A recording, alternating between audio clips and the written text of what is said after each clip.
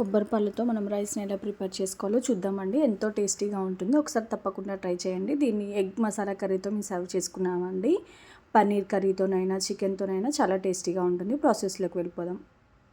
ముందుగా కొంచెం గీ, కొంచెం ఆయిల్ యాడ్ చేసుకొని హోల్ బిర్యానీ మసాలాలు యాడ్ చేసుకున్న తర్వాతకి పచ్చిమిరపకాయలు, ఉల్లిగడ్డలు, కొత్తిమీర, కరివేపాకు, అల్లం వెల్లుల్లి పేస్ట్ వేసుకొని బాగా మనం మిక్స్ చేసుకున్నామంటే పచ్చివాసన పోయేంత వరకు కూడా ఫ్రై చేసుకోవాలి. హాఫ్ అన్ అవర్ పాటు నానబెట్టుకున్నటువంటి బియ్యాన్ని కూడా యాడ్ చేసుకోవాలని నేను 2 గ్లాసుల బియ్యంని మెజర్ చేసి తీసుకున్నానండి. అవి యాడ్ చేసి ఒక 2 మినిట్స్ ఫ్రై చేసుకున్న తర్వాతకి ఈ 2 గ్లాసుల బియ్యానికి 4 గ్లాసుల కొబ్బరిపాలు అనేది నేను యాడ్ చేశానండి.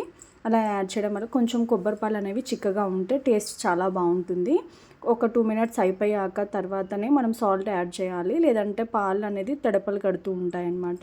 సాల్ట్ యాడ్ చేసి ఒకసారి మిక్స్ చేసి లిడ్ పెట్టేసామంటే మనకి ఎంతో టేస్టీగా ఉండేటువంటి కొబ్బరిపాలు అన్నం రెడీ అయిపోతుంది. మనము ప్లెయిన్గానైనా సర్వ్ చేసుకోవచ్చు. ఇలా ఎగ్ మసాలా కర్రీతోనైనా సర్వ్ చేసుకోవచ్చు. Thanks for watching.